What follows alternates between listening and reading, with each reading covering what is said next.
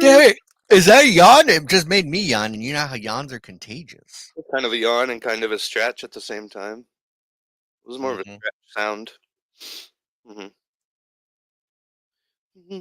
I get it. You know what? For I next week, don't know how I we should- got that song stuck in my head. What? yeah, that is weird. For next week, I definitely need to pick something sexier than um Undiscovered Country. Sexier? It's not More sexier. it's not a sexy book. No, everyone's pretty dirty and bloody. Mhm.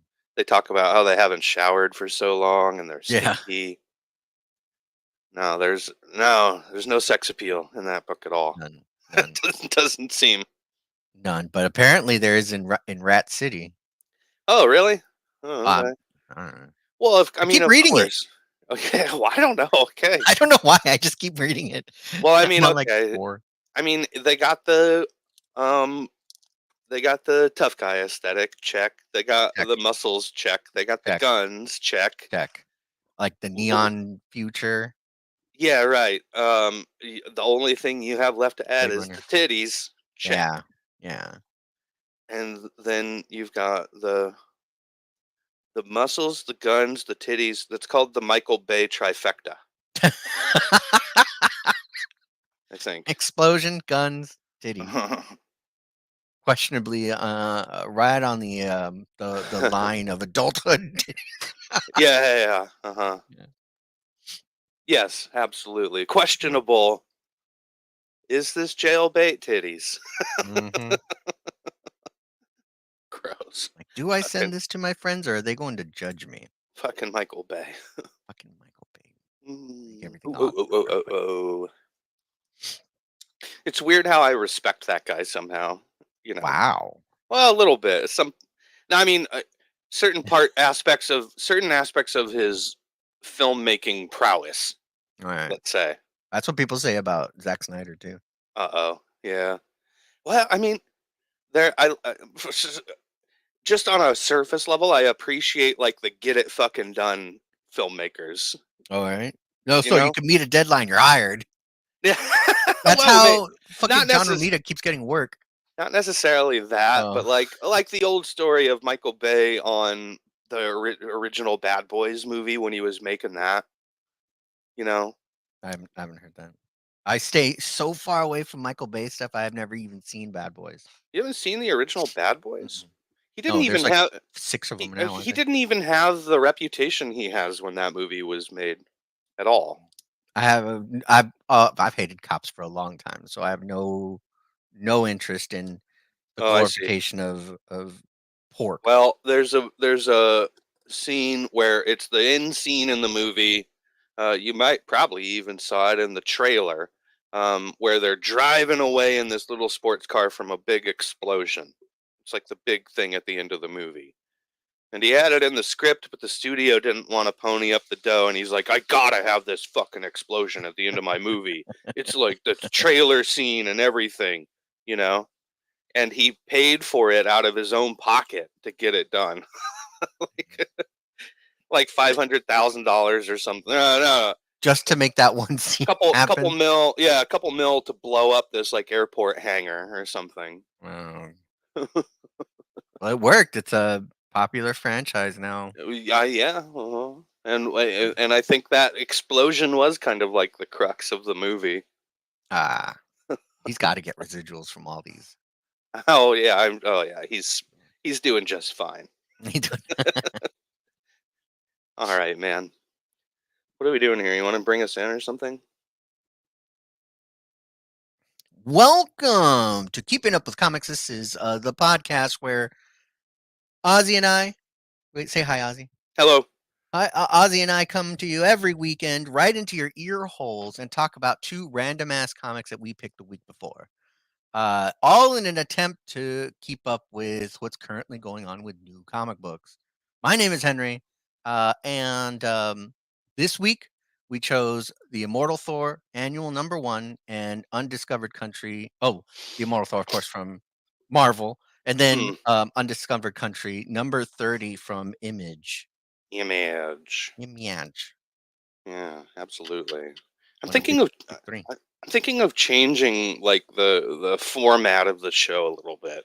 How so? I think we set too hard of a rule for ourselves, but we each get one comic a week and Yeah. read the one comic, you know? I Except for think that last week.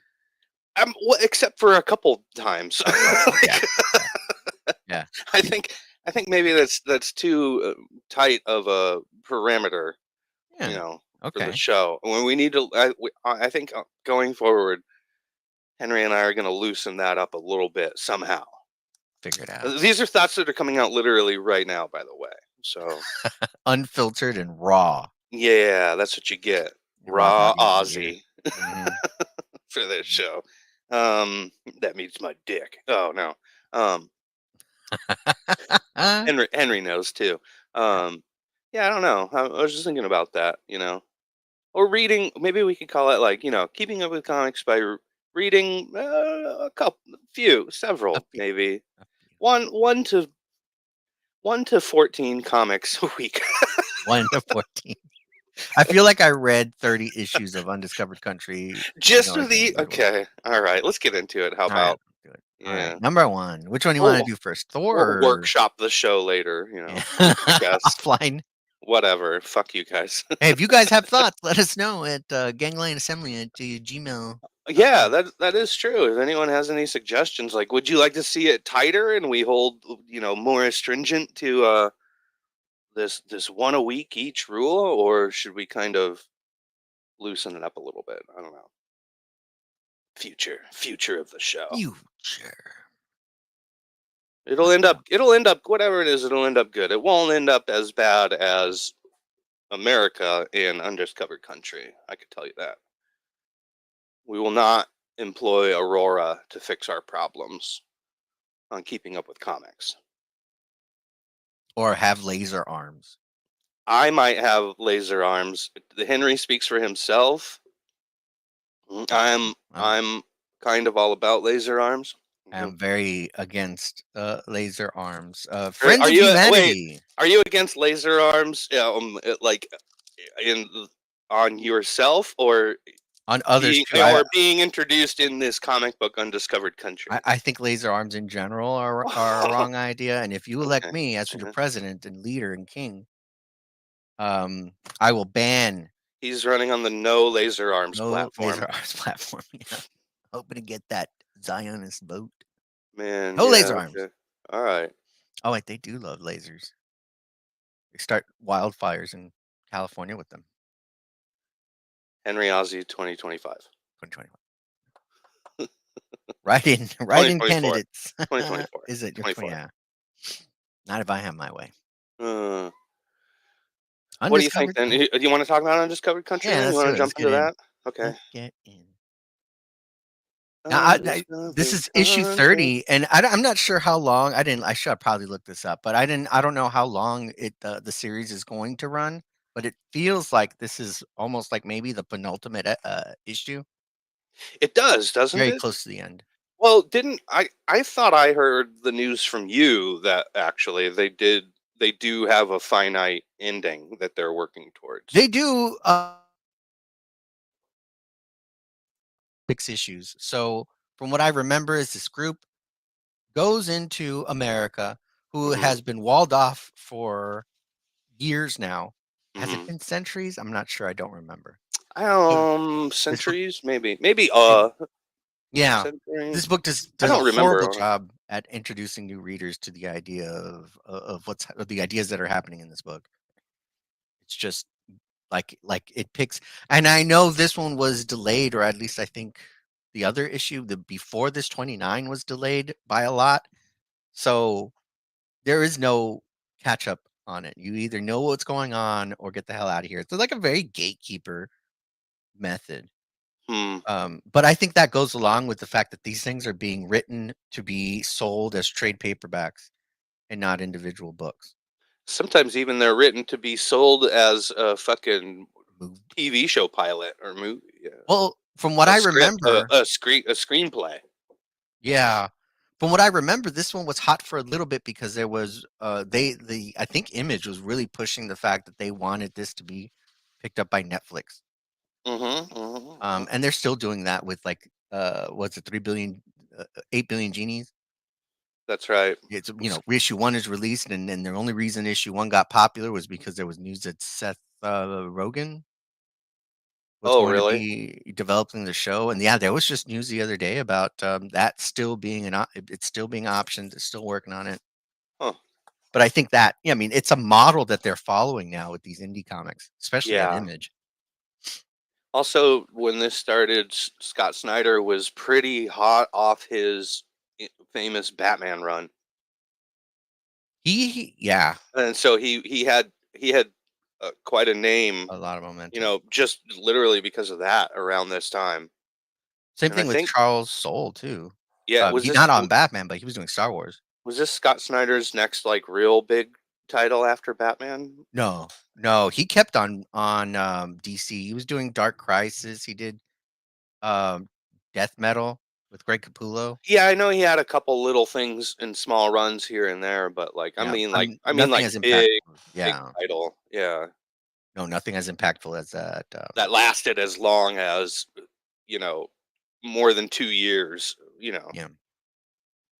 that was New Uh, 52, right? That was New 52 Batman. yeah, mhm. Yeah, yeah. I mean, he's everywhere though. He releases a Yeah, lot of different titles for a lot of different publishers all at the same time. He's all that's over the true. place. Yeah, he does a lot. He's works hard. Works hard, yeah. And same thing with Charles Soule, his co-writer on this project. He was coming off of that big Darth Vader run that has that big Dr. Aphra key in it. Mm. It's still What? $100 book all these years later. Wow, really? Is that just on the ongoing Darth Vader title? It was volume 1. I mean, even Uh, though they say it's ongoing, it's relaunched every few years when they change yeah, whatever time I got frame the they're in. trade, right. I Well, think that was Undiscovered volume 1. Country, yeah, so I was big on Scott Snyder's Batman. I read the whole series and it's Mhm. fucking wonderful, actually.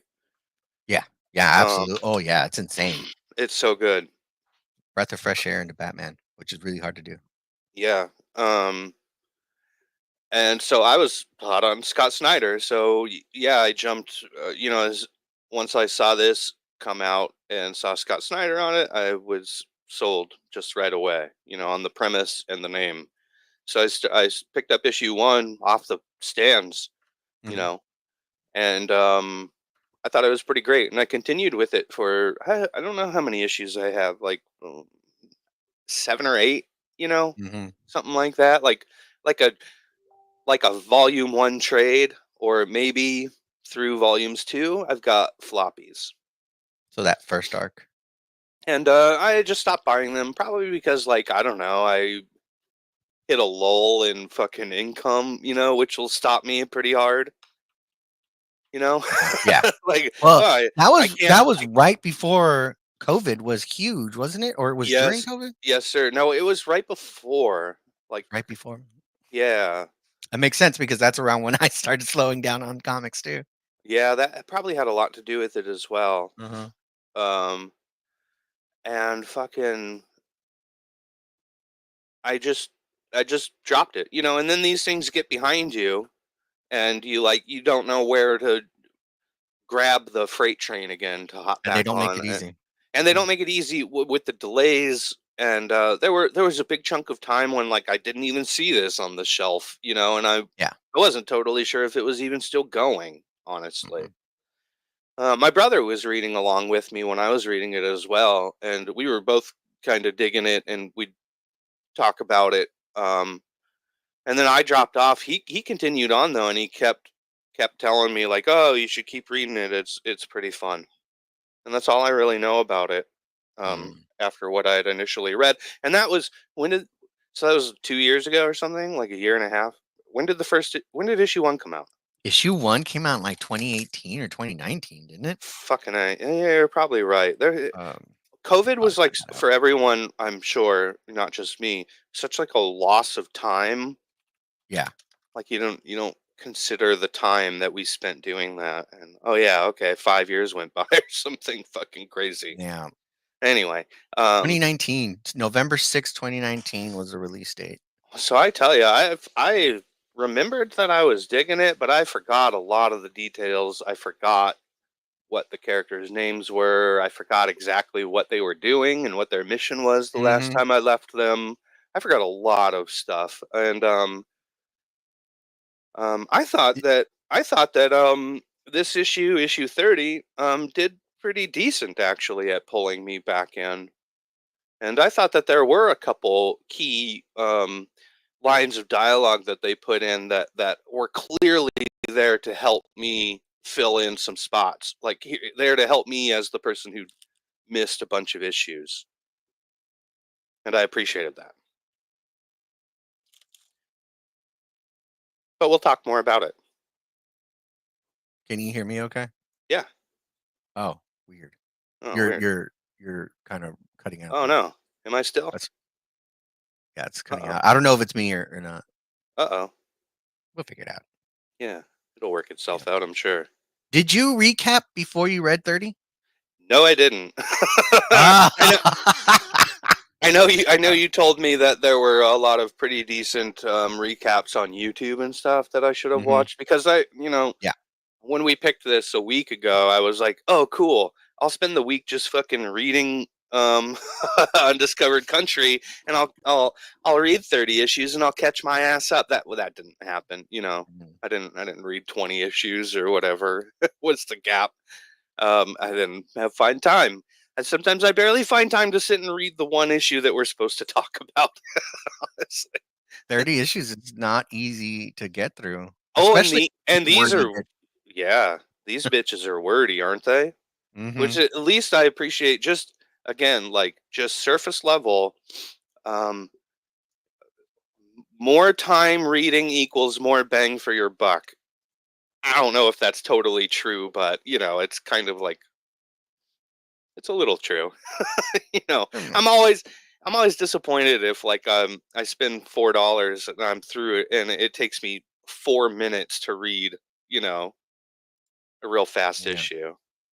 What I didn't even remember to check the price on this one. What was the price point on that cover? Well, it's Image, so aren't they usually, 3.99. don't they have that set 3.99? Checking it out No, here. I'm not sure actually. Well, I did catch up, so if Oh, we need like a okay. I didn't read it. I caught these Sure. reviews on Yep. YouTube that I had sent over to you, and it was really good. So shout out to the comic reporter, I think his name was the comic reporter on YouTube Thanks, for guys. doing it. And he during that whole series that he does of reviews of all the different volumes of the story so far, he mentions that like this is an act a labor of love because nobody's watching these videos, nobody's going to watch these videos, and I just like the series so much, and he put it out there. So kudos for him. I mean, kudos to him for doing that.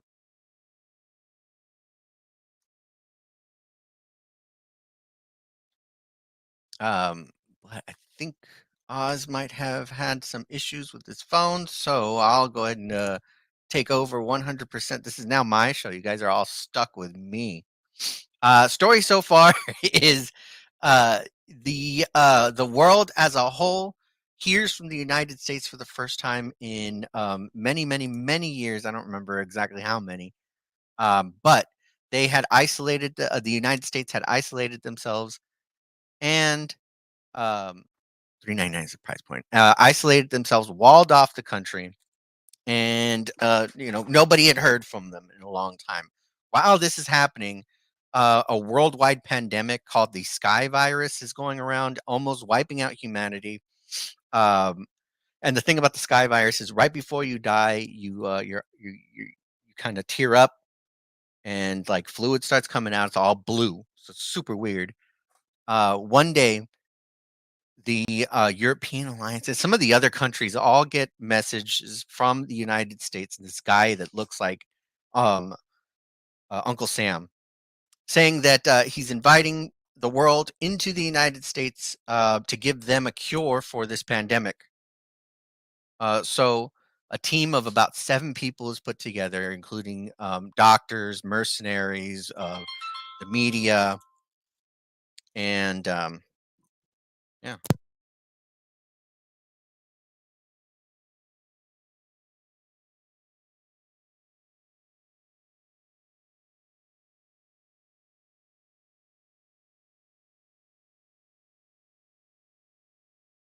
Okay.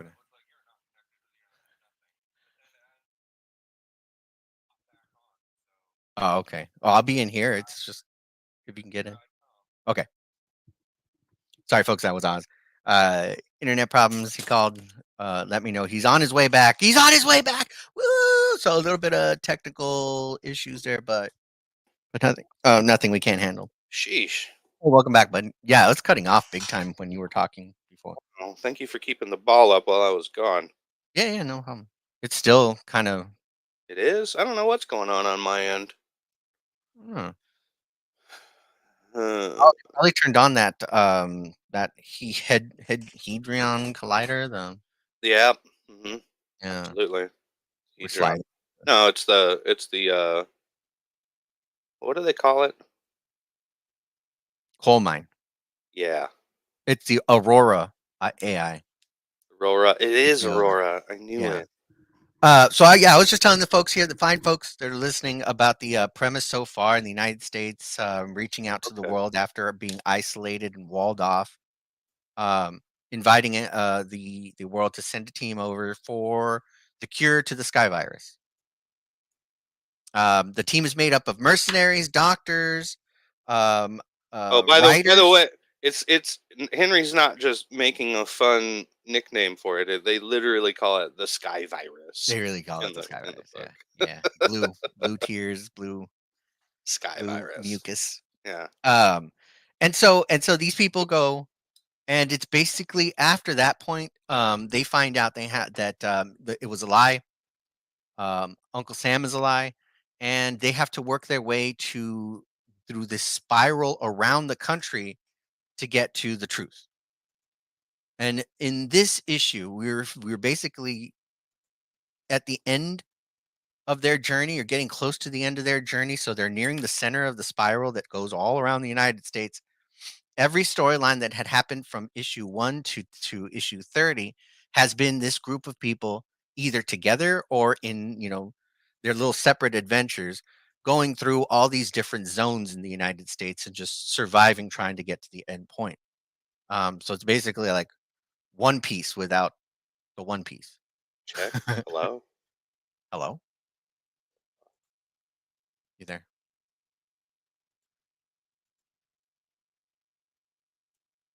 Oh, I'm not sure if I can hear Oz, but so anyway, we pick up on issue 30. Issue 30 felt like an ending, but it took off right from page 1. I felt lost, even though I was familiar with some of the stories so far. Um, I kind of like it's hard to keep track of who these characters were from issue 1 because a lot of changes that happened, and that was pretty expected. You get something from Scott Snyder, and you're going to get a very character-driven story, very complicated character-driven stories, with obvious growth. So that's fine and dandy and all, but as a new reader coming into the series in issue 30, it's sort of gatekeeping. It's sort of I felt lost, confused. It's some of the The fuck. elements from issue 1 were there, but not a lot. So we've got the similar character, I mean the same characters, but changed, so they're not some of them are not recognizable. Um, and it kinda Check. goes nowhere. Check. It's very Check. wordy and kinda goes nowhere Can other you than the hear me? fact that Nod. now I can hear you. I hear you perfectly, actually, you're coming in good, and your picture's great, and you're very handsome. Um, so yeah, Undiscovered Country. One thing I noticed a lot in going through Undiscovered Country 30 was the panel layouts and how clean they all were. The borders and the gutters of each panel were well placed. Nothing was kind of in the middle of the fold. so you don't have like one panel that continues the other. I hate when that happens in comics. And I think that goes along with the idea that they're writing, the Image is producing this in with the trade paperback in mind or with a movie in mind, and not necessarily just single issues and story arcs. Which is fine, I guess. I mean, that's modern comics. To be honest, every one of these comic companies are doing something like that. They make a lot of money off of trade paperbacks instead of just floppies. Are floppies just around for nostalgia? I don't know. Good question. But this was written both by Scott Snyder and Charles Soule, with art by Giuseppe Camicoli. The coloring is great. I forgot who the colorist was. Let's see if I can get that real quick. The color palettes are amazing, though. It's very neon. Things are obviously glowing. So it's not a similar landscape to what we see in America today. It's very different. Here we go. Giuseppe Camicoli is the penciler, inker Leonardo Grassi, colorist Matt Wilson, letterer Crank. Who names himself Crank and says, "I'm a comic book letterer. This is what I do." Matt Wilson's also probably most prolific work right now had been on Paper Girls. Paper Girls, and he's currently on Marvel's Ultimate Spider-Man run. So top tier talent. Oh, Hello. You're coming in good. Can you hear me okay? Test. Test. Overall, with Undiscovered Country number 30, I don't think I would. It's 28 pages, $3.99. I don't know if I would pick up the next one though. Because it's built so much around releasing these things in sagas or volumes. I think I would pick over picking up the next individual issue. Can you hear me now? Now I can hear you. Well, only because I'm talking now through my shitty laptop speaker, and it's all going through my laptop onboard audio. Because I could hear you before. You were coming in Oh, but crisp. I couldn't hear one thing. I don't know what I did. I don't know what happened. Man, Oh, fucking technical issues today. wow. I went through Undiscovered Countries, so feel free to jump in with your thoughts on it. Sorry, I'm coughing. Son of a bitch, man. Yeah, I ran through like the story so far, talked about my thoughts on the art and the coloring. Let me get this laptop microphone closer to my mouth. No, it sounds the same, really. You don't have to be that close. Let's see, say something again. Okay, where was I? Hang on. Okay, sorry. Getting him back together. Fuck. Fudge. Undiscovered Country. So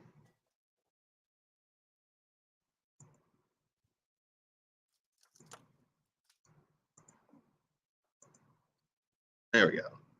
There you go. Crank. I was talking about Crank. Lettering by Crank. Crank! Mark. Crank! Crank! I have to yell it. Well, they make me.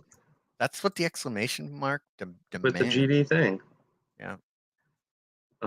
What is that? How do you get a team that does letters? I don't understand exactly. Is that a team? Is that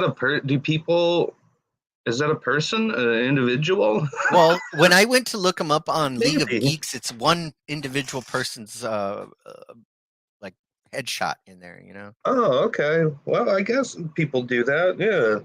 Yeah. Madonna or something. Kid Sure. Cudi? I've heard of these things more and more frequently these days, actually. For colorers and letterists and stuff. Yeah. They just have some weird made up name. Anyway, Undiscovered Country 30. I felt that like I said, I was trying to say earlier that it was pretty easy to jump back into. I thought. You thought? Oh, I always thought it was hard. Yeah, I thought it was pretty pretty easy. Like I remember there don't seem to be any new characters. Like just about every character I saw here, I was like, oh yeah, I remember this person. I remember this guy. It actually even felt like I was thinking in my head, I was like, wow, like 20 issues have passed here. Like it doesn't really seem like I missed that much. It really actually seems like they're very much in kind of the same place that they were when I left them. Just like heading up Route 66, dealing with trying to get to Aurora, dealing with this Uncle Sam character, and dealing with this what is the Destiny Man one guy, Destiny, and dealing with the Destiny Man. Like I swear, the last issue I read, they had like just been introduced to the Destiny Man by Uncle Sam in their little cave that they were hiding in, the freedom fighters or whatever. They ran into like this group of freedom fighters, and Uncle Sam was the leader, and something Destiny Man, and that's when I stopped reading. Oh, well, it turned out all that was a lie. Oh, really? Okay. Yeah.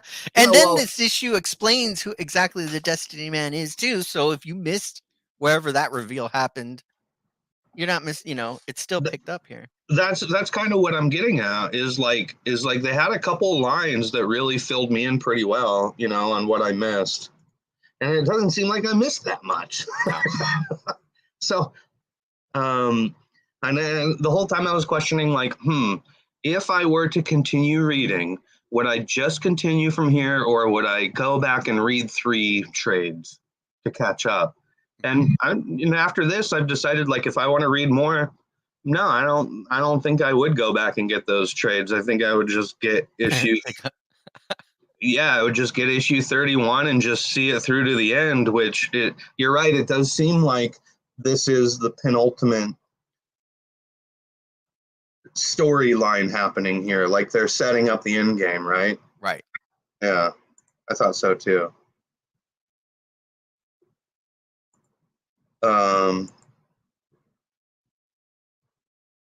Yeah, I know. Like characters evolved, and I talked about how Scott Snyder does that in other projects. There is an evolution, but you're right. Like all the players are still here. Yeah, well, something's happening with this. There was some development with this Chosen One character. I keep forgetting what they fucking call him. Miracle Man or something? No. Destiny Man? Yeah, Destiny Man. He was a big, bad, mystery, scary guy when he was being introduced, and now he's like a brother. He's the brother to the brother and sister characters that are on there, whose parents initially, what was it? They disappeared in America, or they stayed in America when the walls? No, because it had been centuries for the walls. It's so confusing because there was no story so far page like Marvel does so well. Nope, they didn't have anything like that. That would have helped. Yeah. Even for someone like me that has read a little bit, I don't know, would have helped. Yeah. But I wasn't as lost as I thought I was gonna be. On the other hand, that's not a sign of good writing, though.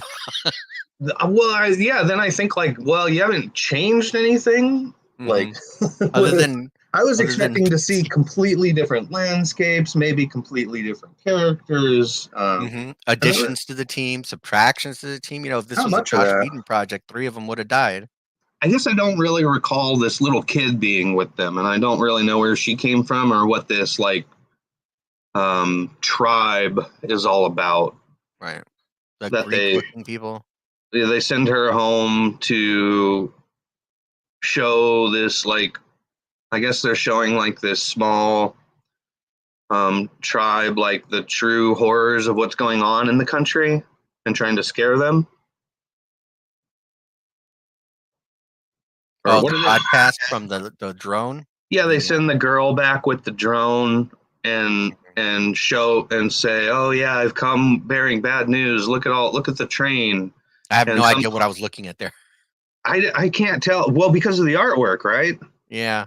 It's just like a scribbled mess. I guess it's supposed to be a broken train because they mentioned something about it's the supply train. Oh, that's the train of plenty. I couldn't make it out when I was reading it. I can't make it out now that I'm seeing it on a big screen. What is this? They're looking at this image being projected by the drone. Yeah. And some guy says, that's the train of plenty. Not train, trains. And they're showing that there was a train track where a bridge has been destroyed, and now trains are just going off into this gulch or whatever. Yeah. And they're like, no, this can't be real. And then these people think that maybe it's some kind of like Blue Beam Project kind of like thing where they're creating these fake AI images to scare people. I don't know what the train's all about. I have no idea. None. I do remember this little drone though. That character had this little drone friend since the beginning. But it's gone from like a traditional drone that we'd see, that you can buy from Amazon. That's right. To this, and it makes sense that it would evolve, like the technology would evolve because they're going through all these different quote unquote zones, or if this was One Piece, they would be islands, or if this was, you know what I really enjoyed in the first couple issues, they would include maps, which I love. I just love map when they do maps in comics in general, just like a map for like a made up world. I always kind of like that, Or infograms too. No, yeah, that's why I liked House of X and Powers of X, because they had all those. They hired a graphic artist, a famous graphic artist, specifically to create these at Marvel. Oh. And everybody else kind of had been mimicking it, I think, and Oh, Undiscovered Country, because they came out at the same time. Oh, yeah. Undiscovered Country did it with the red text. No, it was a red page and white text that was kind of like they did like a Watchmen thing where it was segments of a biography or news reports. Oh, that's right. It was like journal entries or something. Journal entries and stuff, yeah.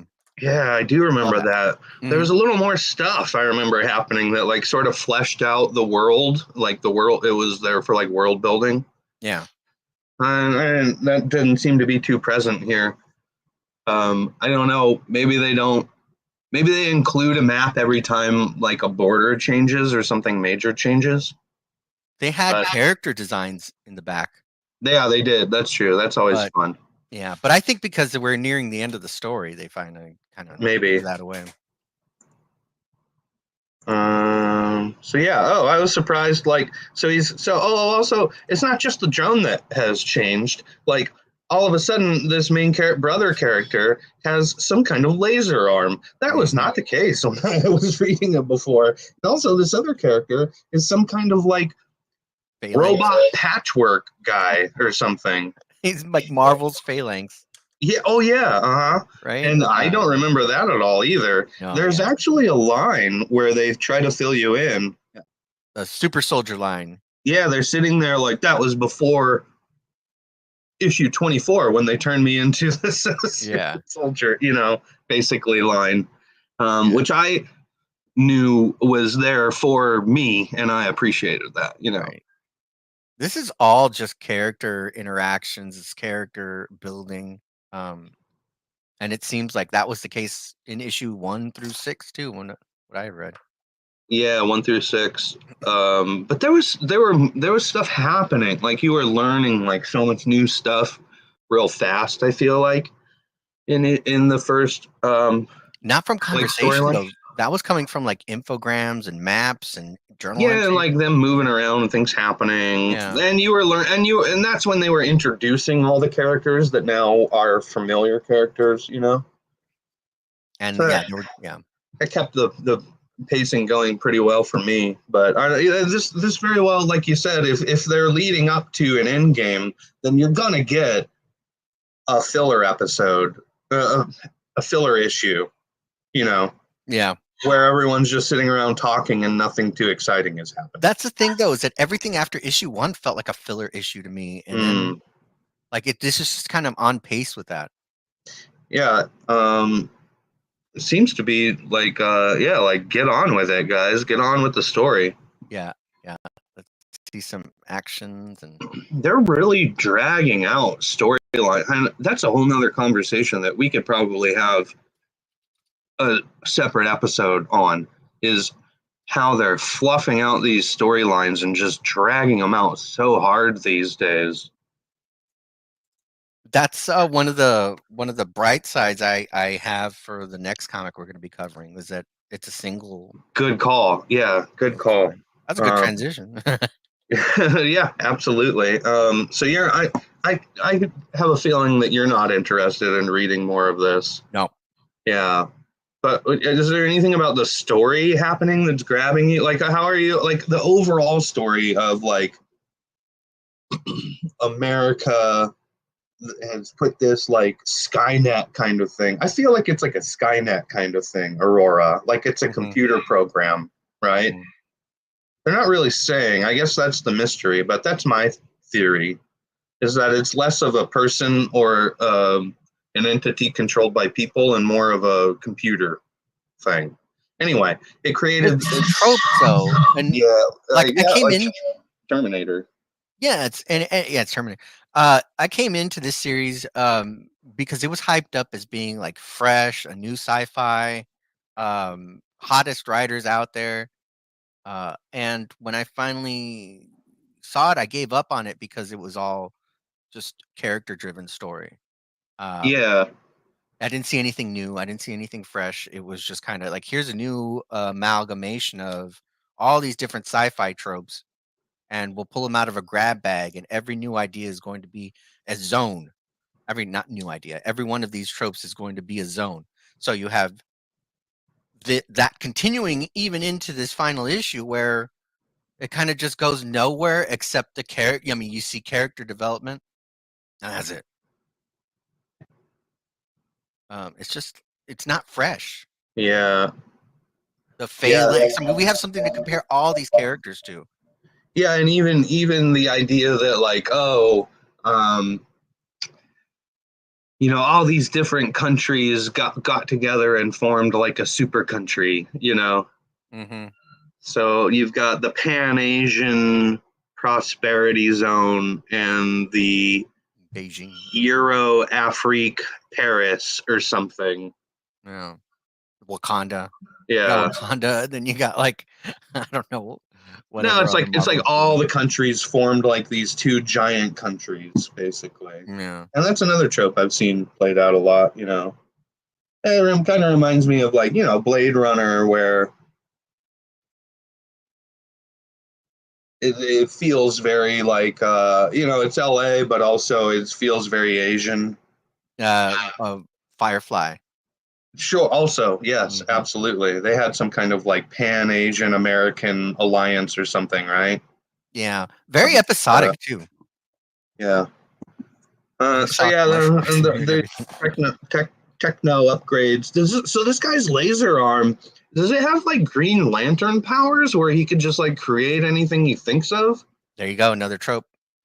Because he's creating like a whole. They bridge this the train that has a bridge out. He makes a glowy Green Lantern-esque bridge for them to cross with his. Oh, it's pink. It's glowy pink. I'm sorry. With his ring. I don't know, man. This Uncle Sam character is creepy, and I thought so. I thought he was pretty effectively creepy when he was introduced in like issue 5 or whatever, and he's still very creepy. And the most intriguing thing to me in this whole series is, who is this Uncle Sam guy? He's nuts. And I think they explain that pretty early on after the first story arc. Oh, really? Maybe. And then they're like, it's actually a moon base. That's not a moon. That's no moon. So they're going to the moon, huh? Is that where this is going to end up? Is on the moon? Fight on the moon, like Superman, like Superman 4. Yeah, be pretty sweet. All right. There's that red and white thing. 8 billion genies, man. I have them here. They're sitting right next. Actually, yeah, they're right here.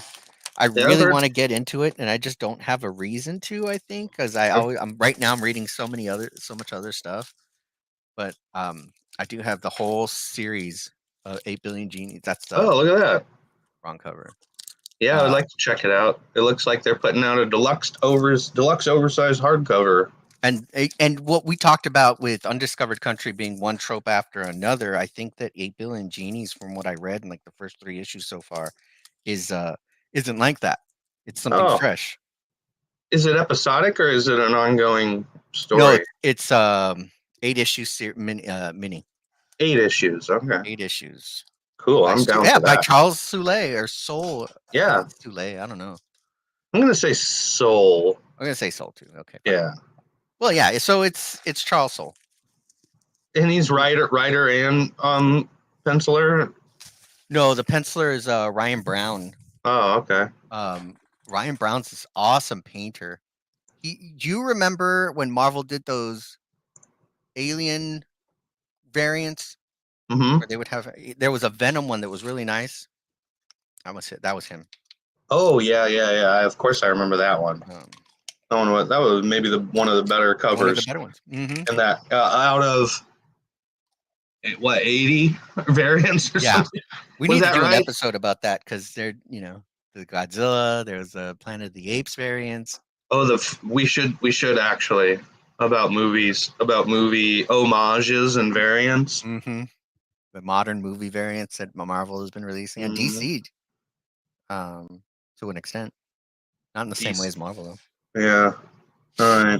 Speaking of Marvel, yeah. Speaking of Marvel, you read any Thor comics lately?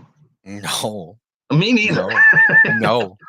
Actually, never. What was the last modern Thor that you read? I read the first issue of the Donny Cates run. Oh, yeah. It was very serious. It was, Donny Cates, very dark, very gothic. I'm gonna say quote unquote gothic, but yeah, it was not this. No, not at all. The last Thor issue I read too. I don't even remember what series it was, but it was probably 6 or 7 years ago, and it was an issue 1. It was like the beginning of something, and I still had no idea what was going on. Like, it didn't catch me, and it was like too built on pre-existing lore or something, and I just was not following it, and so I didn't pick up the rest. And though most of the Thor that I've ever read is like the Simonson stuff. Yeah, 70s Thor. No, I've never read. I've tried to get into 70s Thor and I can't do it. It's the text. A lot of like that Shakespearean kind of dialogue. Yeah, it's difficult. Mm-hmm. It's wordy too. It's very wordy. Yeah. Yeah. I read in 2008. I was reading the Straczynski run on Thor, where Thor comes back to life, and then Asgard after Ragnarok is sent to like Oklahoma, and it's hovering like a few feet above the ground in Oklahoma. That's cool. It was a really good premise. I read like the first couple issues, and then I gave up. All right. So it's always been like dark, broody Thor. Yeah. I didn't read any of the Jason Aaron stuff with gore or anything like that. No. And what was it? What was it that attracted me to Thor this time and made me pick it? I don't know, honestly. Infinity Watch. It was. I think it was the little stamp on the cover, in the bottom, in the top left-hand corner that says the Infinity Watch. I was like, oh fuck, Infinity Watch! I love the Infinity Watch. I love Al Ewing. Oh yeah, also Al Ewing. That's a good reason to pick this up for sure. And you love Al Ewing mainly because of the awesome work he did with the Hulk, right? The Immortal Hulk, yeah. Yeah, Immortal Hulk. The Immortal Hulk. The Immortal Thor just kind of makes sense. And when I came into it, did you read Immortal Hulk? I read the first 2 trades. Oh, it's so good. And I never finished it. Did it? How many trades are there? Like 4 or 5? I think there's 4 total. It didn't run very long. It wasn't that long. Yeah, I would like to finish it. Yeah, It's worth finishing, by the way. Uh-huh. But I'm and then down. taking that, reading that, and then going directly into the current Hulk series is chef's kiss, just right there, man. Really? Really, Oh, it's okay. great, fantastic. That's awesome. I thought you were gonna say jarring or something. No, it's not jarring at all. Okay, It cool. was jarring when Donny Cates is kind of in the middle of that. Huh. And then he had his accident and had to get off of the Hulk title. But the Donny Cates run is horrible. It's horrible. Horrible. Whereas, Well, I do have to say, reading Immortal Hulk. Wait, what is it again? Yeah, Immortal Hulk, and then reading it was Immortal Hulk and then jumping into the Immortal Thor is a bit jarring. It's not the same vibe. I was not expecting it at all. And it's not a bad thing for me. Nope, it was a pleasant surprise for me. It is, but I can see how people wouldn't like it. And I think the criticism is also the same thing with the movies, the Thor movies, and that in particular that last one with Watiki. Oh, I couldn't even watch that movie, man. It was such a mess. Like the plotting and the pacing and the dialogue, it was all so bizarre, you know. It felt, I don't want to talk about that movie, but you're right.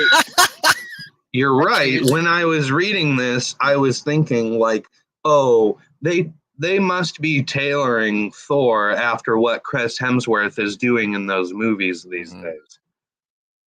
Because he's a funny, kind of dumb, you know,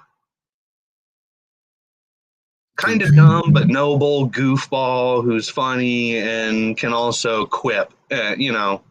Yeah. And that's clearly what they're doing here in this book. And my question is like, oh, is this because of how successful Chris Hemsworth is as Thor? Yes, probably. And I think absolutely, and that's probably.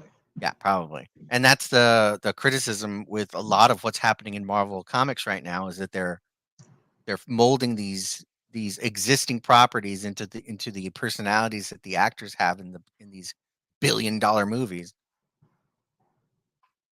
I mean, is that really a new phenomenon though, or has this actually really been going on since maybe even the days of Batman 66, you know, in a way. Yeah. Like, yeah. And Superman, the movie coming out, Chris Reeves, like that changed the structure of Superman, kind of, you know. Like that stuff eventually started working itself into comic books as well. Yeah. With the John Byrne run, when they relaunched Superman, they need to relaunch it because he just needed. They wanted it to match Christopher Reeve in that sort of style. Yeah. So I don't know. You know, maybe I just think that a lot of people are viewing it as like, "Oh, it never used to be this way." But like, I don't know, guys. Like, are you sure? Like, I think maybe it has been this way before. I think it has. Just maybe not to this scale. Maybe not. Because now you have an entire. Well, the comic book movies has never made money to this scale. Not to this scale, no. Yeah, you're absolutely right. So yeah, you're right. But it has happened before. This is not unprecedented. Yeah. So yeah, I was a little lost here in the very beginning of this issue. Oh, by the way, did we say this is the Immortal Thor Annual #1? And then it just says on the cover the Infinity Watch. It doesn't say the Immortal Thor and the Infinity Watch or anything like that. I have no idea what the Infinity Watch is. I don't know.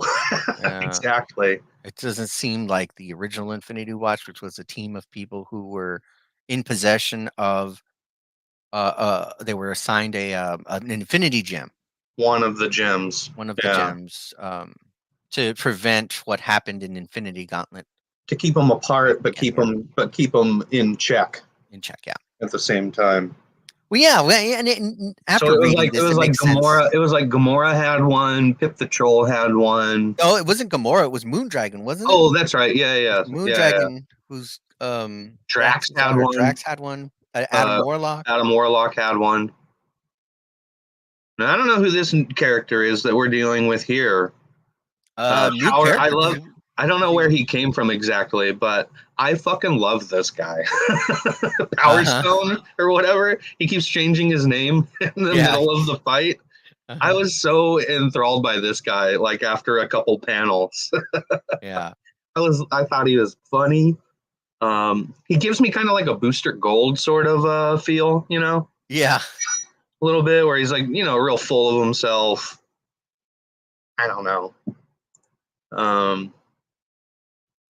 What were your initial reactions? What were you thinking when you cracked this open?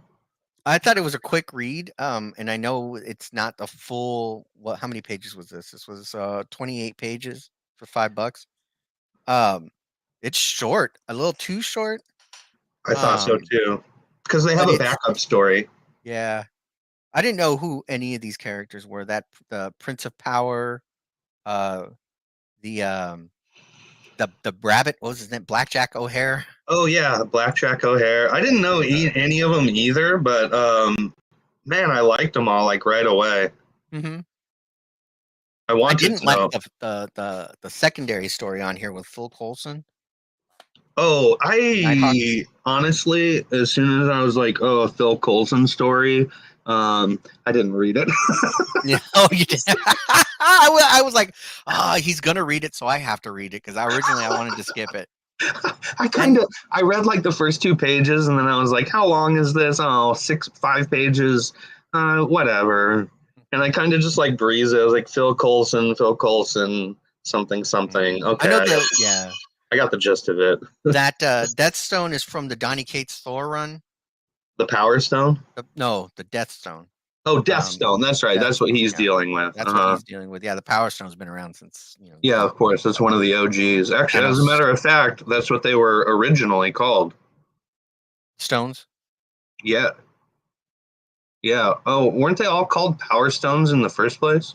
Oh no, it was Infinity Stones to Infinity Gems.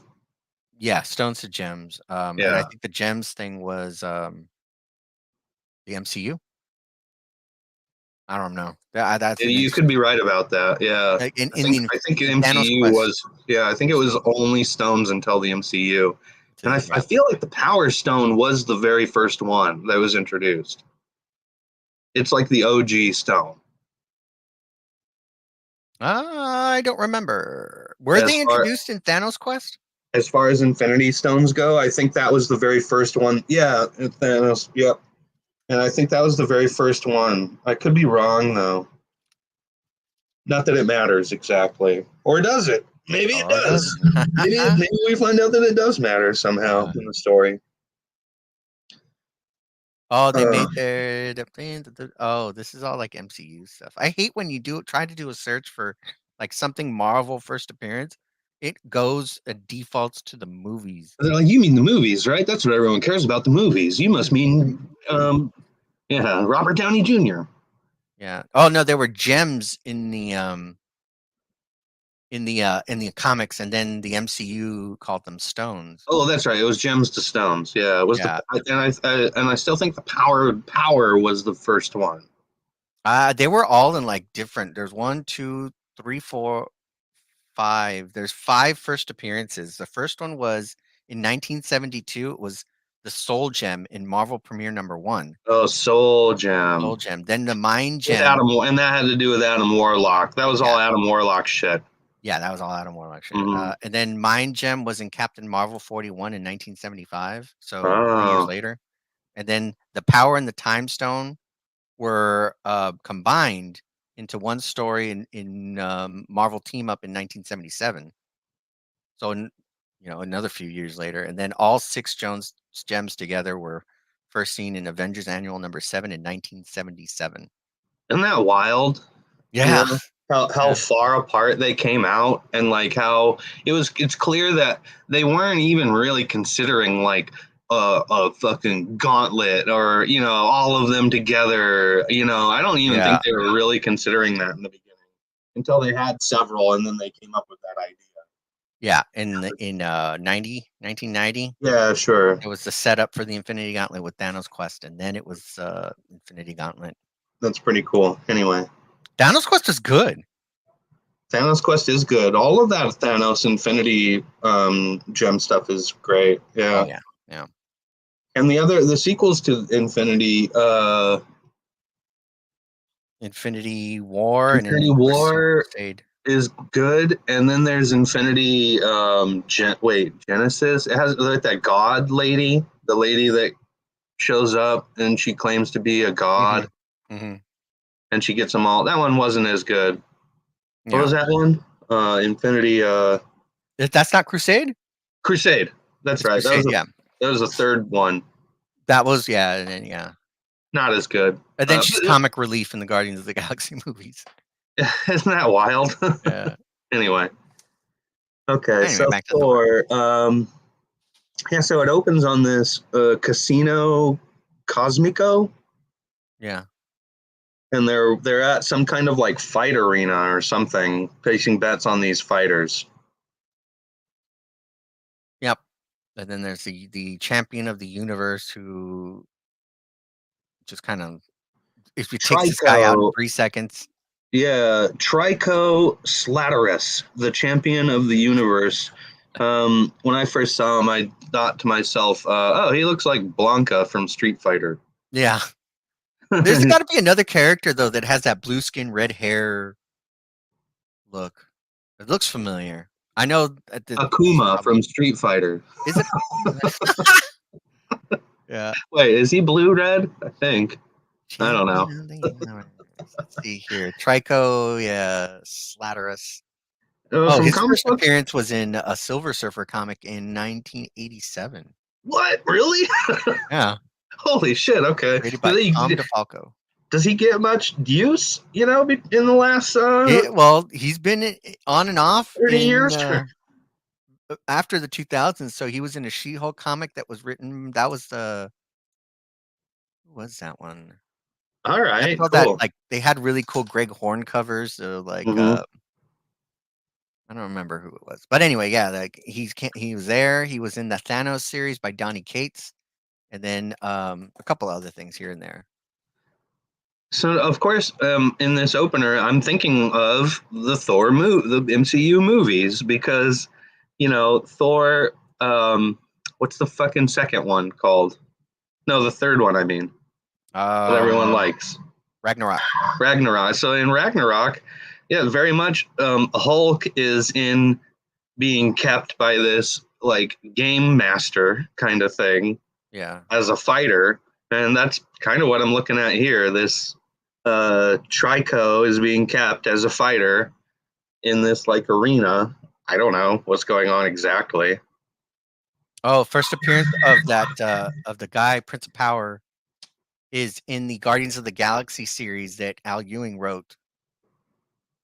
Oh, back okay. in 2020. That's cool. I would love to see him do Guardians of the Galaxy. So, do you want to read the catch up real quick here, or give me the gist of it? Okay, yeah, sure. I'll read it off there. Thor is the god of thunder and the All-Father of Asgard. Currently, he battles a two-pronged assault, one by his mother Gaia, who opened the gates of Utgard, unleashing unbelievably powerful elder gods to wreak havoc on Earth and across the 10 realms. And two, the Enchantress has seized control of mortals' perception of Thor, affecting his ability to think clearly on Midgard.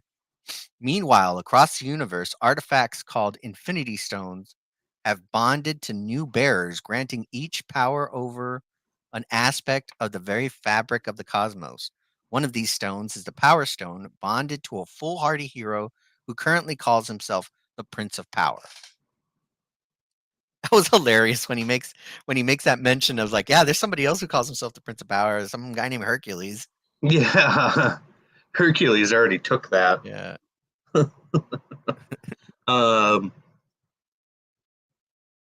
Yeah, that's a cool setup. I don't know how long this has been happening with the Power Stones, but I like that idea that the stones have now themselves sort of chosen carriers, basically, or like host bodies or something. Yeah. And that's intriguing to me. I would like to find out, well, where did the other stones go where are those stories? Where can I read, Wow. about that? They've Is it got you. They've got you. how long has the Immortal Thor been going? I don't know. I didn't even look into that. I didn't look up any of this stuff. I didn't because I didn't care that much for it. I mean, it was great. It's a good read, but I'm not interested enough in it to go and like start going picking up back issues or anything. Yeah, I am because, like I said, I really like the '90s Infinity Watch, and Uh-huh. if maybe what they're building to is like another team of Infinity Watch, basically, like that could be Yeah. a lot of fun. I'd be into that, Issue 15. It especially if started. it's as entertaining. If they're all as entertaining as this one is. Oh, I have 2 copies of the first issue of Immortal Thor here. I just looked it up and I'm like, "Oh shit, I have 2 copies of that." And Do you then recognize they're the on cover? issue 15. 15. Okay, Yeah, they're that's on not issue too much. 15 right That's now. not too much to catch up on. No, absolutely not. Or maybe this stone thing is happening across the whole. Oh, it's happening in annuals, in all the in annuals. So there's a Spider-Boy annual, there's an I ASM annual. see. Yeah, Marvel is going back to those crossover annual stories that they used to do in the 90s. Oh, and do you know it involves because that Infinity Watch stamp is on the cover? It's the Infinity Watch stamp. So yeah, and then you see on that page that we've got right here, inside of each one of those gems, the Yep, character that possesses them I like that. is in there, and you can see it because these are just clips from other comics. I now just looking at these, I'm not recognizing anyone. Is that Hercules though in the purple? No, I see no, his the like purple is the headband. Power Stone, and that's this guy. Oh yes, of course. It's that's In this guy. green, is that Reed? That guy is a new character in ASM. I know because we read the solicitation for the Time Stone in that Okay, article. The guy in the what is that the Soul Stone? The orange one is the Soul Orange's soul. Stone. That's Spider Boy Annual #1.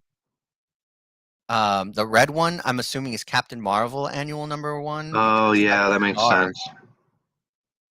Um, and That's then cool. the blue one, I have no idea the blue one, or we don't. Nobody knows about the yellow, and I don't remember what power that is. So, Thor is after the Power Stone, huh? Hmm. Why Yeah, again? and he seems like he's got like a nice relationship there with Loki because he's catching Loki up on his plan, and Yeah, and Loki's he's like, "Hey, I don't know, that's a slippery slope. You start collecting Infinity Gems." uh-huh. Yeah, I don't know what Loki's character is all about these days. It changes his flip flops so much, but maybe that's what makes him a good character. I know that Well, whenever Marvel releases a Loki title, it's a good seller. that's very much Loki and Thor's relationship is sort of like love hate, Yeah, um, on and off again. It's like we could fuck with each other, but no one fucks with him except yeah, me. yeah. That's a Kind of very brother sibling dynamic. relationship. Hmm. And that's how it's been since ancient lore. That's how it's been since like fucking you know um, mythology. Hmm. That's what Thor and Loki's relationship is like in actual mythology. So they took that from that. Cool. So Thor shows up on Earth because he finds out that the Power Stone is there. Is that Earth? That's not Earth. Well, they show us the base of a. This is like a flashback, and um, he's fighting that shadow monster, whatever that is, on Earth. But remember in the catching up page on the story so far page, they Oh mentioned that yeah. he's weaker on Earth, and people don't perceive him the correct way because of the Enchantress. Okay. And he mentions here, like the only way I can get anything done on Midgard is with the help of the Avengers, because he's not all powerful there, which is a good dynamic. Well, you have to have something like that if you're going to put together a team, because I mean you have to depower people, because then what you get Iron Man there or whatever, and it's like, why does anyone else have to show up? Thor is so incredibly powered; he could just It's take care of this. Zack Snyder's Justice Like, League. yeah, Superman why shows up, does and why do you need Superman the need a rest of them? team of fucking anybody? Mm-hmm. But Mm-hmm. so yeah, I'm you right, gotta give them you gotta depower them or make them weak at something. or yeah. Though what I'm right now, I'm reading Batman versus Robin in a trade format, and in that trade, they included an issue of World's Finest, because story, right? But Uh-huh. I like what they did. They're teaming up Batman and Superman, and yeah, like why does Superman need Batman to begin with? He's OP as hell. Mm-hmm. But what they did, what they're doing, is they create enemies that are much more powerful than Superman. So these are like, I don't know what is the term for that? Eldritch horror almost, Mm-hmm. like Cthulhu type stuff, or beings that have been that transcend our physical knowledge or Mm, physical, yeah, yeah. you know what I mean. And so that's how you depower Superman. He doesn't necessarily lose power himself, but he's fighting enemies that he can't overcome. Yeah, and now, I mean, now we're talking about Superman, which is like, it's like its own beast, kind of. Yeah, But yeah. some of the best Superman stories are actually like, um, I like the Richard Donner story. based around like, even though Superman can hit things really hard, Hmm. he still has problems. You know? Yeah, Last Son was really good, where the son of General Zod is introduced, and Superman wants to adopt him. Yeah, It has nothing to do with him being able just to punch Zod in the face into another dimension. yeah. Also, a lot of cool Superman problems come just with him not being able to be in two places at once.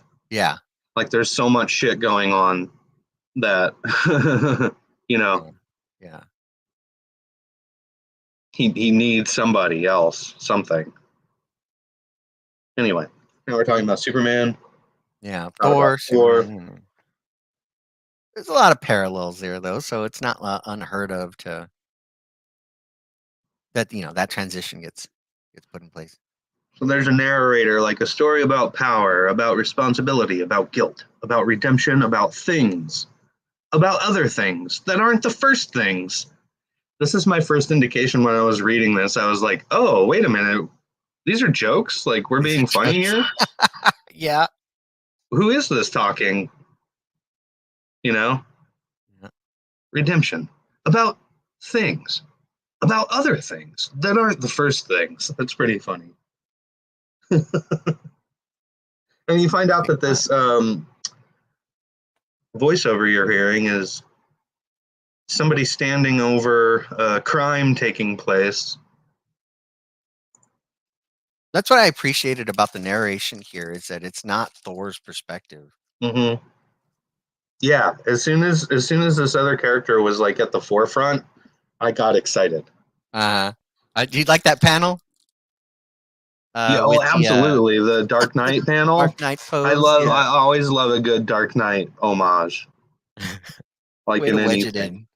I collect the covers if I see them, Uh, of which there are a lot. there's a lot, yeah. That and like the Crisis on Infinite Earth 7 with Superman holding Supergirl. Yeah. Oh, I have one where it's a Mighty Mouse is doing it. Oh, cool. Like, they're to everybody. Anyway, Yeah, everybody did it. this guy's funny. Once I was a prince. Once I was Prince Other One, humble and unassuming son of legendary space royalty. Then I ate a purple rock that gave me big muscles fast. This is And Al Ewing in writing so at his best. doing, I became a true hero. Also, I accidentally blew up my home planet. I like that. This is good. I'm on board. Just at Yeah, this introduction, I'm like, this character is hilarious. I like him. He's trying to do good things, but he's kind of an oaf.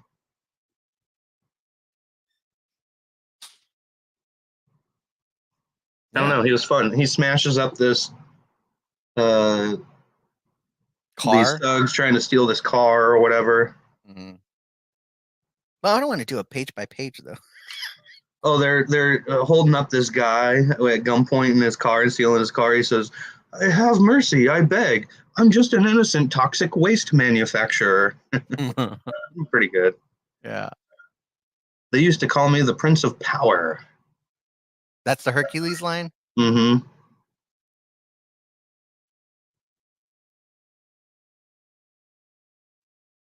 Yeah, very well written, very well paced. I think, even though it's short, it's not a full. What was it? 28 pages. No, nothing much was- happens. Yeah, We just get introduced to this character, Yeah. which is a good introduction. It's Yeah. good that they spent the time just introducing this character, because like this is what would get me to honestly continue to read this. Is like if I got more of this guy, and if I got more of like what was going on with the Stones, I would want to read more of whatever this story is. So good, yeah. Spend a couple pages just with this guy being this guy. That's cool. And it seems like the Infinity Watch annuals are introducing the characters, they're setting the stage, but it's not the Infinity Watch yet. So you can only just presume that's on the way. I think you're right. I think that is definitely what they're building to. And after these characters are introduced in the annuals, we're going to see an Infinity Watch series title with these people. So that'll be cool. Maybe also good first appearances to hold on to. Maybe. These aren't first appearances of these characters, or some of them go back to the 70s. That's true. But like first team appearance, yeah. That's what I mean. Yeah. First Infinity Stone powered appearance of said character. I found this one. That's a thing. The rabbit that we're going to get to next here is first introduced in Incredible Hulk 271. So that goes way back. Oh, that's the Rocket Raccoon first appearance. Was he in the Rocket Raccoon? Yeah, Lila. Yeah, he comes from. Yeah. Oh, he's the yeah, that's right. He comes from Half World or whatever. Yeah. Doesn't he? Yeah. Or is that what it's called? Yeah, Half World. Yeah. With the toy maker, or whatever, that made all the half breed animals, the half breeds. Yeah. I kind of remember. Yeah. I know what you're talking about. I kind of remember that Mantlo Rocket Raccoon stuff. Mm-hmm. That's fun. Why wouldn't they just use Howard the Duck, or something? Yeah. Seems like they already have a character like this. Also, it's very much like Bucky O'Hare. His last name is even O'Hare, isn't it? Yeah, but Bucky O'Hare is very much like this guy. Oh, really? Because he came first. He was in the. This guy predates Bucky O'Hare. That's right. Oh, 1980. So he owns Black Bunny Solutions. Mercenary group. That's what they are. Okay, I wasn't sure exactly. Oh man, I choked. I almost died. I heard you. You with us? Yeah, still here. Mercenary group. And so Thor's there asking Black Bunny Solutions where. Wait, what does he show up here for? What? Who? Why does Thor show up to? He searching for the Power Stone. He knows it's on that planet. He got told that that's it's in the previous page. Like you got to go see Bunny O'Hare. He gets directed there by someone, and then when he gets there, so does the champion of the universe, and then fight ensues in the Marvel fashion. This next part, though, on that next page. Well, I mean, hardly a fight. Thor just kicks him down on the floor and then drops his hammer on his chest and locks him down and like dusts his hands off and walks away. It's pretty great. I love when Thor does that. I like when he explains that the hammer doesn't go all the way through the building because he makes the floor worthy. It's as heavy as it needs to be. Yeah. I like that too. Yeah. Yeah, he makes the floor worthy, but not yeah. But eventually, it does go all the way through the floor Yeah. because Power Stone doesn't know his own strength, and he could actually transfer his energy into objects hmm or living things. Right? So he supercharges Mjolnir. Yeah, he supercharges Mjolnir, and he can supercharge people as well. Right? Doesn't he? Who does he supercharge? I don't remember Or that. some? Oh, at the end, they've got. Wait, isn't someone like sapping his power at the end? Yeah, the one guy, the Blanca looking guy, is like holding him while he's unconscious and Oh like yeah, that's true. sapping Yeah, his power from him to fight Thor, yeah. to be a worthy adversary for Thor. I like that one panel where Thor is calling Mjolnir, but Mjolnir's coming in too hard and snaps his damn arm. Oh my god, like bone out of the skin, like his hand is Uh-huh. broken at a 90-degree angle and you see bone popping out. It's brutal, actually. Yeah, Does Thor have healing powers? Like, he's his wrist immortal. is fuck. I see bone popping out He's there. immortal Thor. It's in the title, and I I think he get mentions that's that too, true. like Good his bottle call. wounds. Holy shit, though. Yeah, it busted his wrist. It's a good fighty fight. Yeah.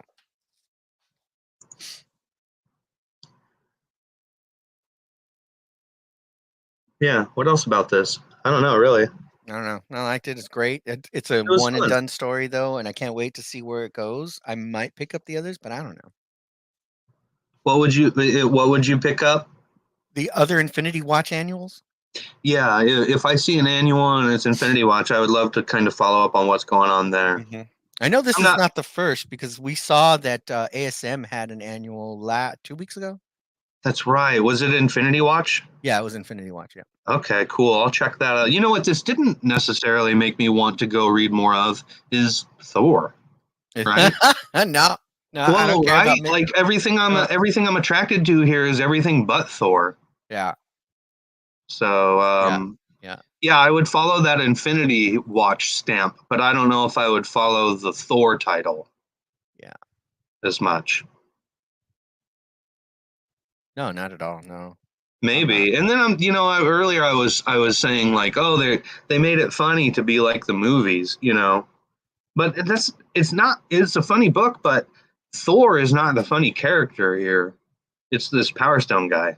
Yeah, yeah. He stole the show on that one, Yeah. but I don't know. I mean, given the writing on this one, maybe a Immortal Thor in like a trade, because I do like Al Ewing. Yeah, yeah, that could be fun. And it seems like it'd be breezy also, Hopeful. Well, hopefully. Like he'd probably blow right through it. Hey, also, we haven't really talked about artwork Yeah. much this go around, but what did you think of the art on this? I thought I'm just gonna start. Uh-huh. I thought it looked so Disney. Very Disney. The faces are like Disney characters, like with the big Big eyes. eyes Mhm. and how they emote. Look at this face here of like him with the pursed lips, where he's flexing his butt cheek. That was a funny line. So what does he say? What rhymes with push? Is it tush? Are my glorious glutes the key to the mystery? I'm flexing them, but nothing's happening. Must think harder. And you just see his face there, and you can tell that he's concentrating on flexing his butt muscles, which is very funny. Mhm. But also, this looks like such a Disney kind of face. Yeah, it is. And it seems like who is this guy? David Balderon. Okay. Balderon. Yeah. He does a lot of that. I read him in X Factor during the Krakoan era of X-Men, Oh, and yeah. it's the same thing. Like there was a character there named Eyeboy, and so he's covered in eyeballs, but of course they're like big Disney eyeballs. Uh-huh. Where they take up like 2/3 of the face, Mm-hmm. at Mm-hmm. least. Yeah. Yeah, I have a Uh, few issues of his Nova run with Sam Alexander, and it's those covers were by Humberto Ramos, and he does kind of a similar thing with a very cartoonish art. as Yeah. opposed to what other people are doing right now with like. Uh-huh. Actually, no, a lot of it is very Disney, big eyes, exaggerated features. Yeah. Uh, Which like, with the tone of what's happening here, it doesn't bother me. It fits. It works okay, you know? yeah, yeah. The But panels are a little bit of a mess. you think so? They're kind of stacked on top of each other a little bit, aren't Mhm. they? There's a lot of pages that's there where they're stacking panels. They really had to cram stuff in here. Mhm. Where the other one didn't. And Undiscovered Country had a very well organized layout. It's very cinematic also. There's a lot of just like kind of wide angle shots, and Yeah. yeah, it's a very clean book, that Undiscovered Country. But you know, Yeah. it was good. I had fun Mhm. with this. Oh, Coulson. Yeah. Olsen stuff, I don't understand what the hell is going on there. There is no recap at Nick all, and Fury. it's so Yeah. small. Like I've seen this before. Is he superpowered these days, Coulson? I don't know. I have no idea. Well, It he's got a seems like he's voice. come back from the dead. Does he have a voiceover? It's like, um, my defining traits: I'm smart, I'm superpowered, I'm overconfident. I don't know. I guess he's superpowered these days. I'm not sure. Well, he's knocked the fuck out right there from one punch. So, Yeah, but they never. did that whole like that Captain Marvel thing with the at the end of Infinity War. There was the beeper that Fury had. Like I've seen this already. I don't need this anymore. You Yeah, know? I like yeah. So what it is that Coulson is breaking out of somewhere, probably a cemetery, I think, from the looks of it, and hmm. he's stopped by this Nightwing character or Nighthawk. I'm sorry. Nighthawk looks fucking ridiculous. Nighthawk looks ridiculous. I don't know enough about what's going on with like that Squadron Supreme bullshit. He looks I like an never old did like. gold. He looks like an old like Golden Age character. He looks like Golden Age Batman. Yeah, yeah. Um, He looks like what um he looks like what fucking Bob Kane thought Batman should look like before uh you know, Bill Finger showed up, right? You know, have you ever seen Bob Kane's original drawing of his idea of I've Batman? seen I've seen napkin drawings even after the fact, like having being Bob Kane, being rich in the '70s. I've seen napkin drawings that he used to give to just random people in restaurants. Like he loved attention apparently, and so he would draw this kind of Batman and give it to somebody on a napkin and say like, "Hey, this is gonna be worth a lot of money. You're gonna thank me later." Really?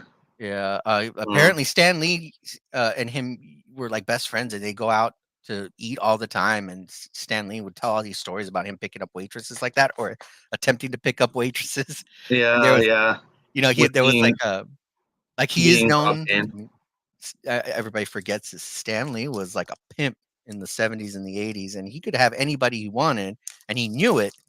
And so they would go out, him and Bill Finger, not Bill Finger, him and Yeah, Stan Bob Lee was Kane. like the Hugh Hefner of comic books. Yeah, yeah, you have no comic books, and For so yeah, he real. would tell these Yeah. stories. Somebody had asked in a panel that I was at, they asked him about his relationship with Bob Kane, and he would tell stories about picking up waitresses and going out to eat in New York. Hey, do you Dude, know who I am? Let me give you a hint. Stanley I saw smashed Batman. so much. Yeah. Anyway. So yeah, Coulson's breaking out. This guy stops him in his Hmm. tracks, but then they do this whole like Nick Fury thing where he says like, "Oh yeah, Nick Fury and I have this plan that if either of us die, we get buried with a sword." In this case, it was a gun, and then the beeper goes off, just like the ending of Infinity War, and I don't care for it. Well, at the very last line, um, he's saying Nick Fury is in trouble in any universe, in every universe. He derailed my plans once. I can't let that happen again. Is this Coulson talking? Yeah, I think so. I don't know what's going on. I'm lost. And then the last line of voiceover is, if he even suspects that the stone bearers are active again, then he'll be, and then the pager goes off. It says it's buzzing sent, and the voiceover says, "Damn." I don't care enough about that. Which that's intriguing that like the stone bearers are active again. Have they been stone bearers, but they've been held captive or something, or they've been like sleeper cells, or I don't know. I was like, no, what's been going on here with these stone bearers? That's a bit intriguing to me. That's all. Yeah. It's like, were they held? Are they being held somewhere or being sedated or something? You know. Ready for next week?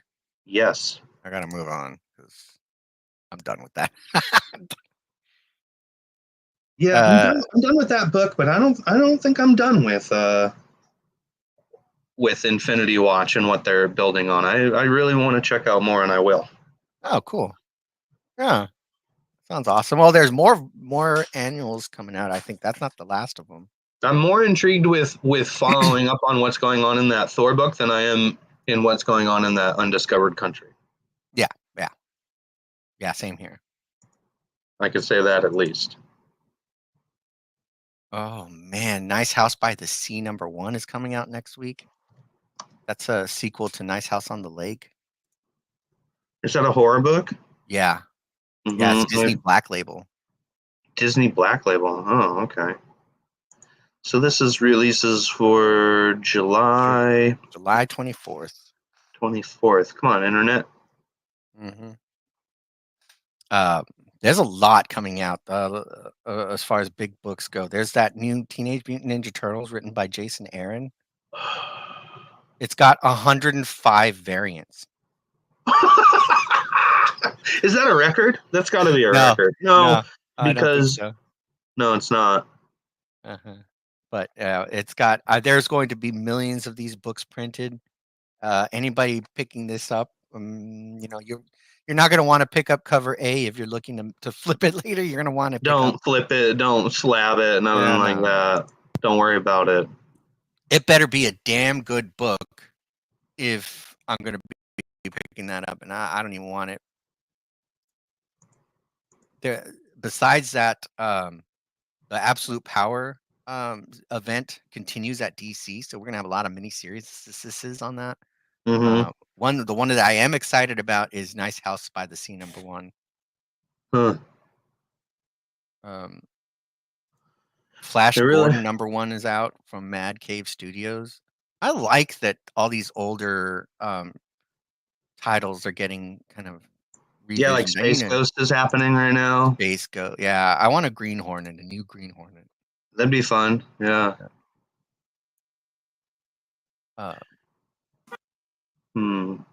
There's and then one positive note, there is only one facsimile coming out next week. There's not like a 20. Mm-hmm. Have to worry about too many of those. I was intrigued by Something is Killing the Children. I'm trying to get through that, and I want to pick it, but I'm in the run right now, so I kind of don't want spoilers. Void Rivals number 11 is out.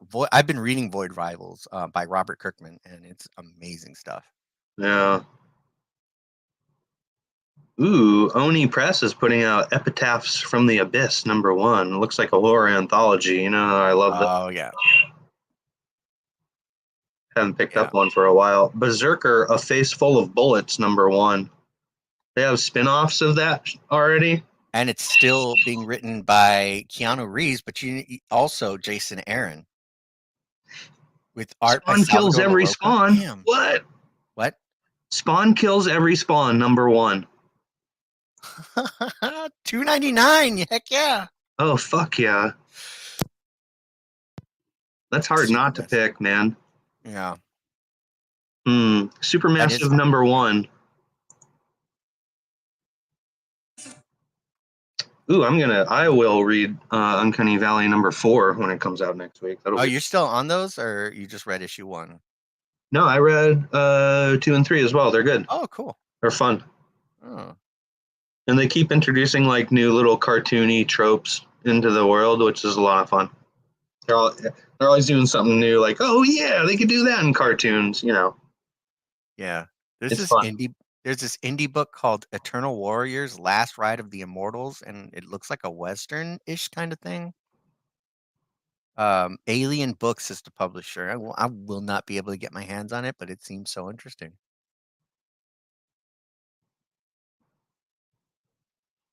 Oh, there's too much going on here. Okay. Well, also it's San Diego Comic-Con, so they're gonna have a lot of Good call. You're right. yeah, it's San Diego Comic-Con this next weekend.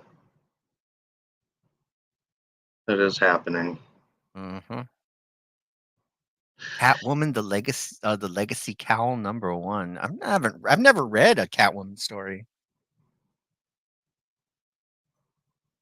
I haven't either. I've never read a Catwoman title. That's not true. I read the Darwin Cook Catwoman.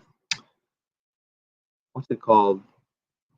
Catwoman's Night Out or something like that. Oh, He how did a was it? one-off issue, and you know, I'll check out anything Darwin Cook. That Yeah. cover for Batman Dark Age is real cool. Batman Dark Age #4. The Mike Allred cover. Oh, that is Mike Allred. Of course it is. Yeah. Yeah, I think he's doing interiors too, isn't he? Oh, really cool. Yeah. I like Mike Allred's work. Is that the Mark Russell? Oh, yes, it is. Yeah, it is a Mark Russell title. Mike Allred and Laura Allred and Mike Russell. That's right. Mark Russell, sorry. I get so confused because they keep like using, like I said the other time, like they take the same 12 words and just like mix them up in different ways to make titles. What was the goddamn one we read that we weren't too hot on? Where it was Batman in the 40s. That was oh shit, I have it right here somewhere. First Night. First Night. Oh yeah, With okay. yeah. Something dark or something night or something like that. Fuck. Mhm. The problem I faced If I see lately, night or dark in any usage, like I start getting confused. yeah. The problem I have picking a lot of these titles is that we're in the middle of a couple of events. We're in the middle of Blood Hunt over at Marvel. We're I in the middle know. of Absolute Power, the beginning of Absolute Power. I want to wait for these things to end. Yeah, I want something fresh. I'm already tired of these 80, and it's literally 80 different issues of Blood Hunt with all the So side stories that are IDW is going on. putting out Teenage Mutant Ninja Turtles #1. Yeah, the IDW, that's the Jason Aaron thing that has 105. Oh, that's right.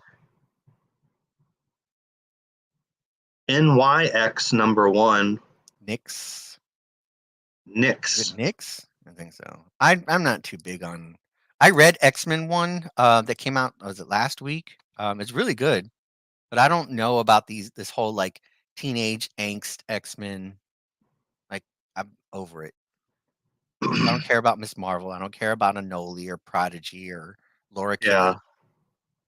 Kinney. And I just don't care. I'll buy that maybe for the variants, but no, I'm done with X-Men titles that are being forced down our throats, like Excalibur. I have very strong feelings about the Teeny Howard Excalibur series. I already made my pick though. Shit, never mind. I found something else that I want to read. There's a lot of good stuff, actually. Oh my god, do you like Garth Ennis? Oh, is this anthology? I'm looking at Hello Darkness #1 from Boom Studios.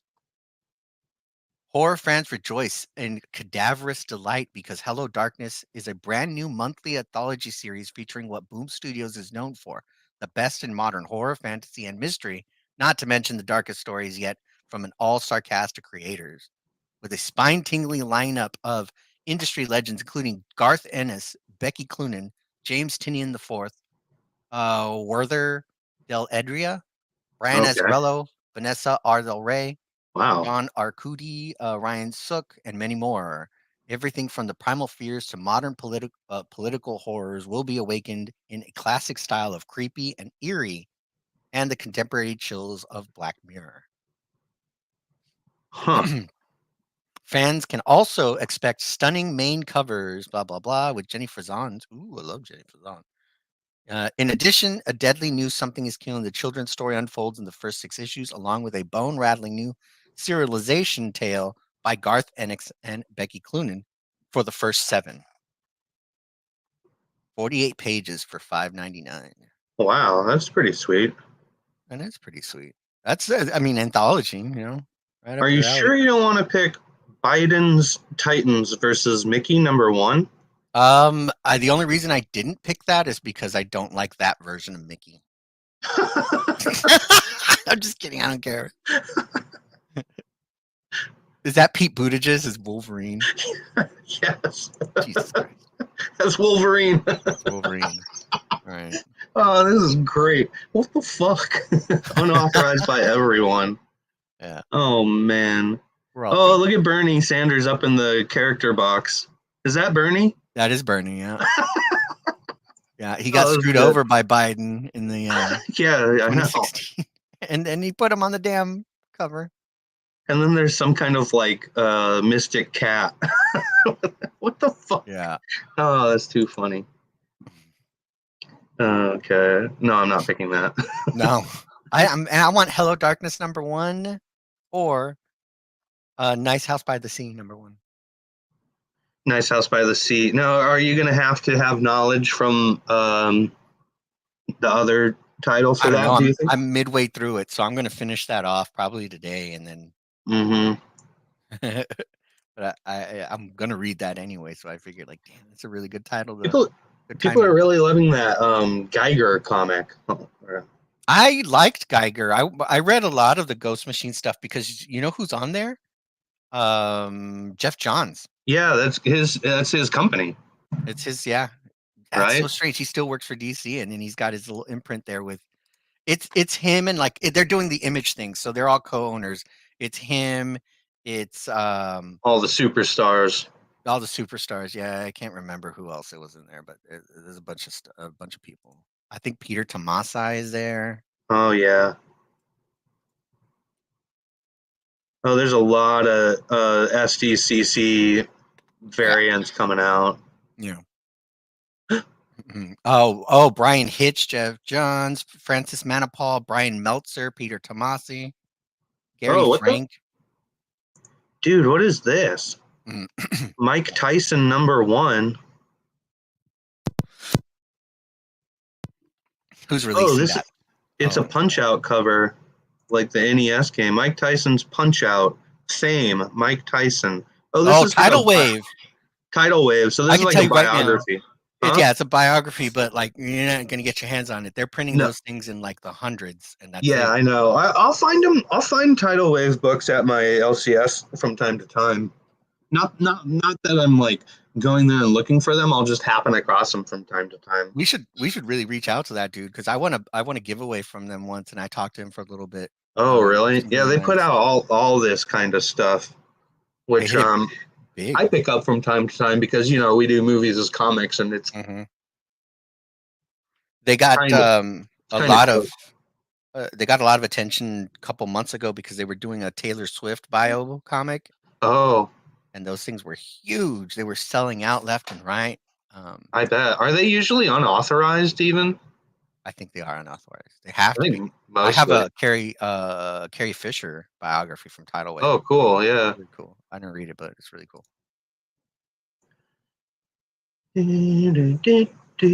Okay, so I'm gonna get my post-it note here so I can write down the title for next week. Which where's my post-its?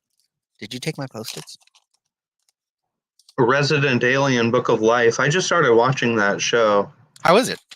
It's different than I thought it was going to be. Yeah.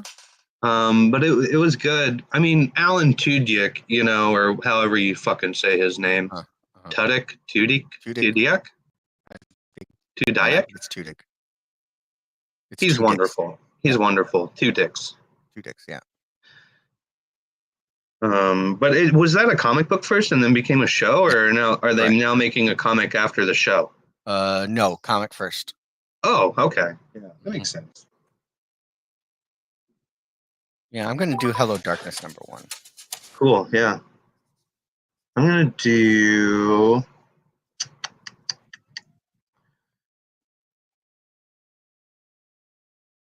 Something epic. Tough, man. It's a very tough week. Yeah. What is this X-Men #1? Are they just reprinting X-Men #1 with an Alex Ross cover? No. 2 weeks ago, X-Men #1 was released. It's a new #1. Now that they're ending the Krakoa, they ended the Krakoa stuff, and it was really good. X-Men #1 was super good. Okay. And I know all the background because I read all of that Krakoa shit. Well, pretty much all of it. That was a really good book, but it's a reprint. It's a second print, but San Diego Comic-Con exclusive.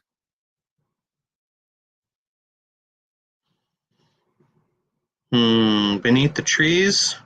That was that was so good. That's a second print San Diego Comic-Con exclusive too, with that Marvel 25th anniversary cover.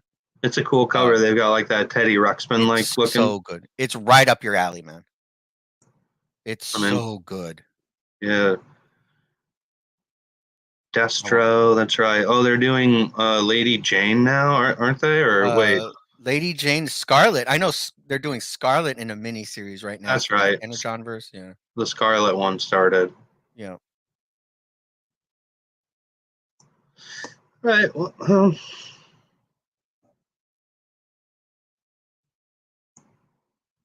I hate how I talk myself out of picking things because of how I think I can't get it. Yeah. It's starting to piss me off. It's starting to become like a fucking. Pick a backup. Yeah. Okay. That's good. Let's go. Since I feel like let's ride let's ride the horror wave. Okay. And I'm gonna go Epitaph from the Abyss. Oni Press. I feel like there's a good chance I could get. We could grab that. Okay. Epitaph from the Abyss, and my backup is Teenage Mutant Ninja Turtles #1. Yeah, we definitely get that one because that's a huge release. Either that or Spawn kills all the spawns. Okay. What do you think? Let's pick a backup together. Yeah. I definitely TMNT. Okay. And I like that Spawn kills because of every other reason why I like picking Spawn titles. $2.99. Right. $2.99. Yes, absolutely. And the more we can promote that, the more chance we have of Marvel actually releasing, dropping their price. Dropping their price or keeping to the fact that they said that the majority of their books were going to stay at $3.99 and that's it. And then here we are a couple months after they make that announcement and they're releasing $4.99 books, $5.99. If I sat here and counted how many Marvel books were at $3.99, I'd probably only have to use one hand. But yeah, the TMNT and Spawn sounds good. For backups. Otherwise, we're doing these. Yeah. Otherwise, Epitaphs from the Abyss and Hello Darkness #1. Hello Darkness #1. Yeah, just in case we can't get. I mean, it's Boom Studios, and Boom has been releasing a bunch of bangers lately, but sometimes Boom is like one of my favorites right now. Yeah. I really hope the selling of the company doesn't affect that. I hope it doesn't. I hope it enhances that so they end up with bigger talent. Yeah, that'd be great. All right. We're all set up for next week, so we'll be back then. Next Thursday, sometime in the morning. I don't know. Catch us with your coffee. Yeah. And we'll be here trying to keep up with comics. Yeah. Go hit up your local shops or hit up Black Market Comics or Power Up Collectibles. Yeah, absolutely. On social media. Search it. Yep. Until next time, read your comics and stuff, right? Mm-hmm. So long.